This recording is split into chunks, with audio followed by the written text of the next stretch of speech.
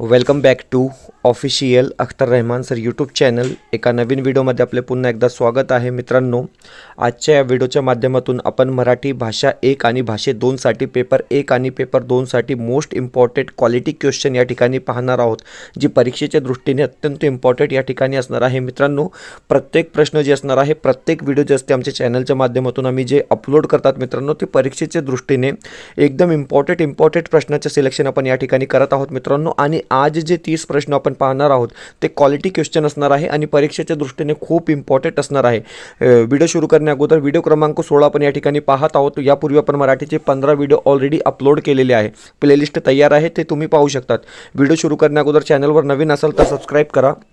साईटचे जे bell notification आहे त्याला देखील ऑन करा, जेणेकरून आपल्याला वेळेवर नोटिफिकेशन भेटेल. हे बघा मित्रांनो, प्रश्न क्रमांक 1 दिलेला आहे की साखरवाडी या शब्दात खालीलपैकी कोणता शब्द नाही. तर हे बघा, साखरवाडी या शब्दात कोणता शब्द नाही. तर हे बघा, साखर आहे, सार आहे, साडी पण आहे, पण वडी हा शब्द नाही. त्या ठिकाणी वाडी हा शब्द आलेला आहे. म्हणजे ऑप्शन क्रमांक 3 काय असेल आपला योग्य उत्तर असणार आहे. पुढचा प्रश्न, प्रश्न क्रमांक 2. दुसरा प्रश्न विचारलेला आहे की पुढीलपैकी कोणती रूपे रोची नाहीत. तर हे बघा मित्रांनो, 4 ऑप्शन दिलेला आहे. सर्व यामध्ये रो आलेला आहे, सम्राट यामध्ये सुद्धा रो आलेला आहे आणि राष्ट्र यामध्ये सुद्धा रो आलेला आहे. म्हणजे यापैकी नाही. तर ऑप्शन क्रमांक 4 काय असेल आपला योग्य उत्तर असणार आहे. पुढचा प्रश्न, प्रश्न क्रमांक 3. आता तिसरा प्रश्न आपण या ठिकाणी पाहणार आहोत मित्रांनो. हे बघा, प्रश्न क्रमांक 3 दिलेला आहे की य म्हणजे 4 टाइम यो हे गण असणारे वृत्त कोणते. 4 टाइम य असणारे गणवृत्त कोणते, अशा प्रकारे प्रश्न विचारलेला आहे. ऑप्शन दिलेला आहे इद्रवजा, भुजंग प्रयात, वसंत तिलका किंवा मालिनी. तर हे बघा, 4 ऑप्शन दिलेले आहे आणि 4 टाइम यो म्हणजे भुजंग प्रयात. ऑप्शन क्रमांक 2 काय असेल आपला योग्य उत्तर असणार आहे. पर्याय क्रमांक 2 जे असेल मित्रांनो, आपला बरोबर उत्तर या ठिकाणी राहणार आहे. पुढचा प्रश्न, प्रश्न क्रमांक 4. चौथा प्रश्न दिलेला आहे की श्रद्धांजली मधील एकूण किती वर्ण आहे. तर हे बघा मित्रांनो, श्रद्धांजली एक शब्द दिलेला आहे आणि यात एकूण किती वर्ण आहे, अशा प्रकारे प्रश्न केलेला आहे. ऑप्शन दिलेला आहे 7, 10, 11 किंवा 8. तर हे बघा, या ठिकाणी जे योग्य वर्ण असणार आहे मित्रांनो ते 11 असणार आहे. म्हणजे ऑप्शन क्रमांक 3 काय असेल आपला योग्य उत्तर असणार आहे. याचे स्पष्टीकरण सुद्धा आपण या ठिकाणी पाहणार आहोत. हे बघा, या ठिकाणी आपण माहिती एकत्रित केलेली आहे की श्रद्धांजली कशा प्रकारे लिहिली जाते. तर हे बघा मित्रांनो, हे तुम्ही वाचून घ्या. जवळपास 11 हे वर्ण या ठिकाणी असणार आहे. म्हणजे श्र कशा तयार होतो तर शो प्लस रो प्लस ओ आणि ध ओ म्हणजे धा, आणि त्यात आ सुद्धा आला मित्रांनो, आणि ज आणि ली, अशा प्रकारे एकूण 11 वर्ण या ठिकाणी एकत्रित केलेले आहे. पुढचा प्रश्न, प्रश्न क्रमांक 5. पाचवा प्रश्न दिलेला आहे की नैऋत्य या शब्दामधील वर्णांची संख्या किती. आता हे बघा मित्रांनो, नैऋत्य एक शब्द दिलेला आहे, वर्णाची संख्या किती, अशा प्रकारे प्रश्न विचारलेला आहे.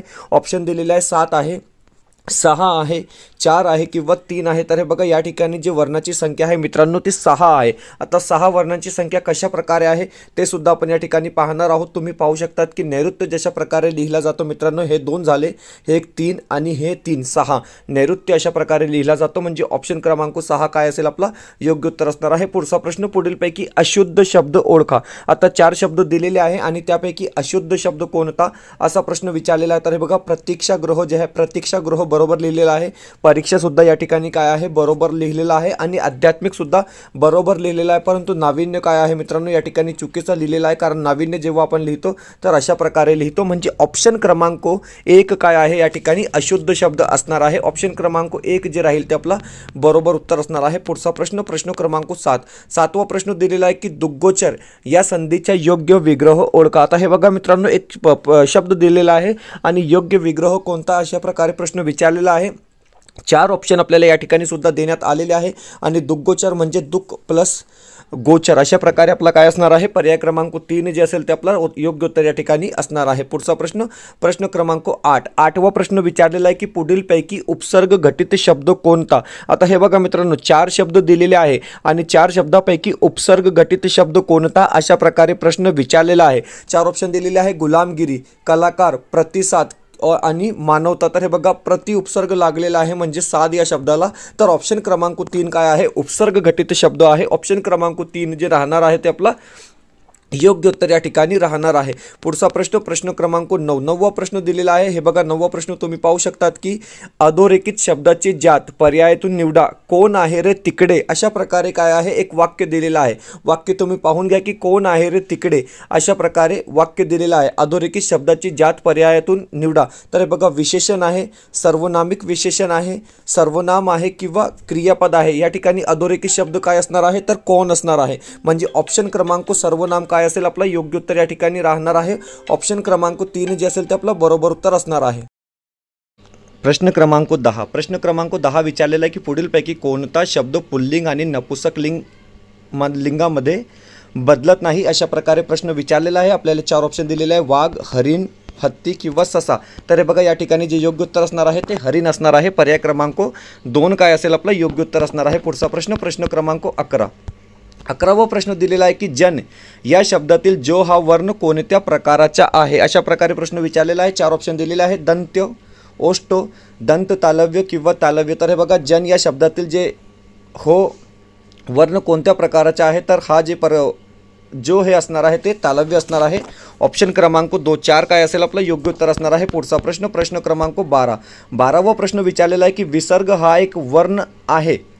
4 ऑप्शन दिलेला आहे, कोणता वर्ण आहे, हे बघा विसर्ग हा कोणता वर्ण आहे, अशा प्रकारे प्रश्न विचारलेला आहे। 4 ऑप्शन दिलेले आहे, तालव्य, ओष्ठ, कंठ किंवा दंत तालव्य। तर ओष्ठ काय असणार आहे आपलं योग्य उत्तर असणार आहे। पर्याय क्रमांक 2 जे असेल ते आपला बरोबर उत्तर असणार आहे। पुढचा प्रश्न प्रश्न क्रमांक 13, 13वा प्रश्न विचारलेला आहे की गुलामगिरी हे नामाच्या कोणत्या प्रकारातील आहे।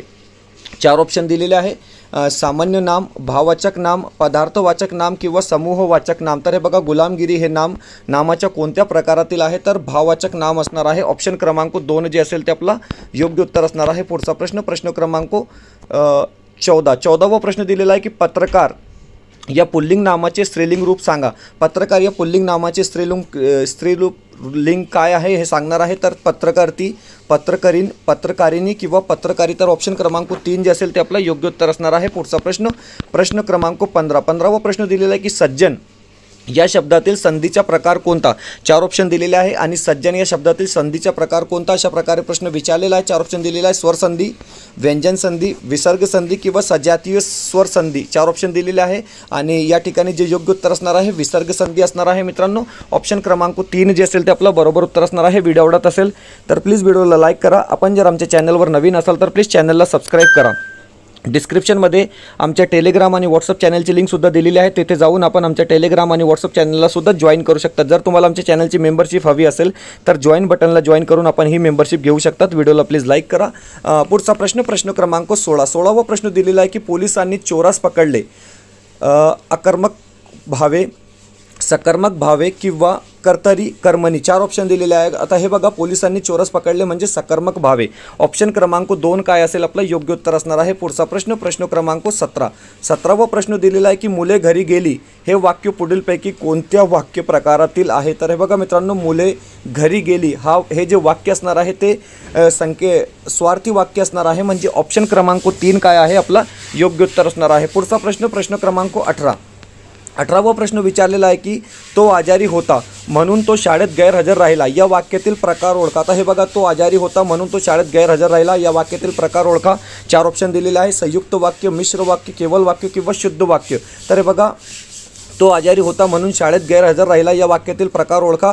हे जे वाक्य असणार आहे मित्रांनो या ठिकाणी मिश्र वाक्य असणार आहे, म्हणजे ऑप्शन क्रमांक 2 काय असेल आपलं योग्य उत्तर असणार आहे। पुढचा प्रश्न संयुक्त वाक्य असणार आहे, तो आजारी होता म्हणून तो शाळेत गेला, संयुक्त वाक्य असणार आहे। ऑप्शन क्रमांक 1 काय असेल आपलं योग्य उत्तर असणार आहे। पुढचा प्रश्न प्रश्न क्रमांक 19, 19वा प्रश्न दिलेला आहे की सचिवालय हा शब्द कोणत्या समासाचे उदाहरण आहे। आता हे बघा सचिवालय हा कोणत्या समासाचे उदाहरण आहे तर सचिव प्लस आले, अशा प्रकारे हे शब्द तयार होतो मित्रांनो। आणि यात जे असणार आहे तत्पुरुष समास असणार आहे। ऑप्शन क्रमांक 4 जे असेल ते आपलं योग्य उत्तर असणार आहे। पुढचा प्रश्न प्रश्न क्रमांक 20, 20वा प्रश्न विचारलेला आहे की गावोगाव हा कोणता समास आहे। 4 ऑप्शन दिलेले आहे, द्विगु समास, द्वंद्व समास, अव्ययीभाव समास किंवा बहुव्रीही समास। तर हे बघा गावोगाव हे जे समास असणार आहे ते अव्ययीभाव समास असणार आहे। ऑप्शन क्रमांक 3 जे असेल ते आपलं योग्य उत्तर असणार आहे। पुढचा प्रश्न प्रश्न क्रमांक 21। आता 21वां प्रश्न पाहण्या अगोदर आपण हे या ठिकाणी पाहून घेऊया मित्रांनो। देखिए दोस्तों, आपके लिए हम हिंदी के स्पेशल क्वेश्चन सेट और हिंदी के नोट्स लेकर आए,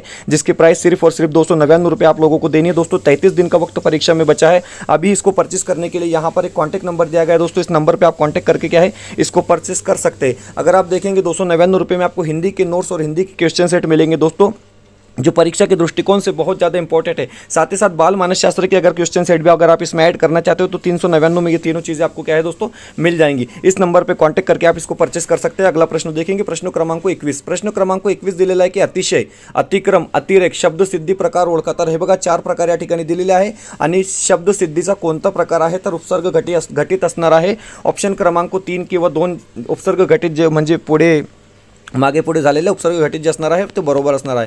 पुढचा प्रश्न प्रश्न क्रमांक 22। 22वां प्रश्न दिलेला आहे की खुदाई या प्रत्ययसाधित शब्दाचा कोणता प्रत्यय लागला आहे। 4 ऑप्शन दिलेले आहे। खुदाई या प्रत्ययसाधित शब्दास कोणता प्रत्यय लागलेला आहे तर हे बघा आई हे प्रत्यय लागलेला आहे, म्हणजे ऑप्शन क्रमांक 2 जे असेल ते आपलं योग्य उत्तर असणार आहे। पुढचा प्रश्न प्रश्न क्रमांक 23वां प्रश्न दिलेला आहे की षष्ठी विभक्तीचे प्रत्यय कोणते। आता हे बघा षष्ठी विभक्तीचे प्रत्यय कोणते अशा प्रकारे प्रश्न विचारण्यात आलेला आहे। आपल्याला 4 ऑप्शन दिलेले आहे। ऑप्शन क्रमांक 1 काय असेल आपलं योग्य उत्तर असणार आहे चाचीचे, हे काय असणार आहे षष्ठी विभक्तीचे प्रत्यय असणार आहे। पुढचा प्रश्न प्रश्न क्रमांक 24। 24वां प्रश्न दिलेला आहे की पोर या शब्दाचे लिंग कोणत्या प्रकारचे आहे। 4 ऑप्शन दिलेले आहे। पोर या शब्दाचे लिंग कोणत्या प्रकारचे आहे तर हे बघा स्त्रीलिंग सुद्धा आहे, पुल्लिंग सुद्धा आहे व नापुसक लिंग सुद्धा आहे, म्हणजे ऑप्शन क्रमांक 4 जे असेल ते आपलं योग्य उत्तर असणार आहे। पुढचा प्रश्न प्रश्न क्रमांक 25। 25वां प्रश्न दिलेला आहे की हंस या शब्दाच्या विरुद्धार्थी लिंगी शब्द ओळखा। आता हंस या शब्दाच्या विरुद्धार्थी लिंगी शब्द कोणता अशा प्रकारे प्रश्न विचारलेला आहे।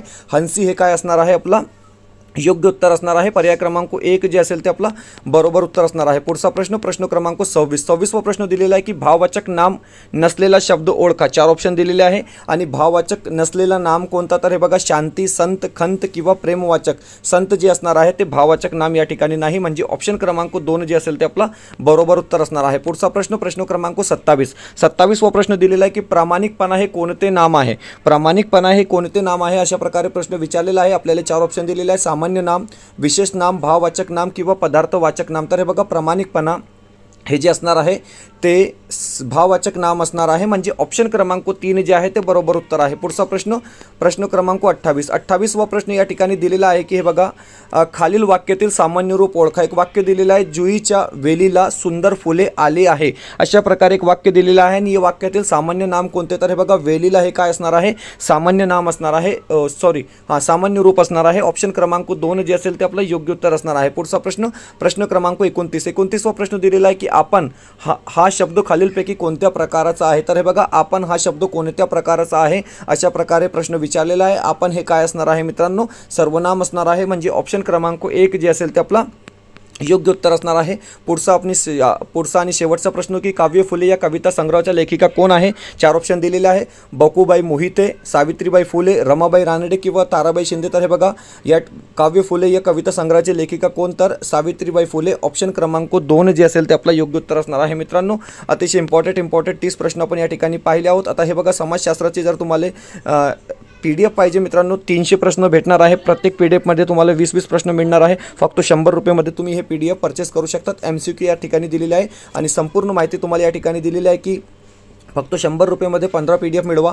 20 महत्त्वाचे MCQ प्रश्न आहे, प्रत्येक प्रश्नांची बरोबर उत्तरे आहे, काही प्रश्नांची सोप्या भाषेत स्पष्टीकरण आहे आणि टोटल किती प्रश्न आहे तर 300 प्रश्न आहे। परीक्षेसाठी अत्यंत उपयुक्त आहे आणि अचूक सोपे अपडेट प्रश्न या ठिकाणी असणार आहे आणि फक्त 100 रुपयामध्ये तुम्हाला हे मिळणार आहे। मित्रांनो या नंबरवर कॉन्टॅक्ट करून तुम्ही हे परचेस करू शकतात। भेटूया पुढच्या व्हिडिओमध्ये काही नवीन प्रश्नांसोबत।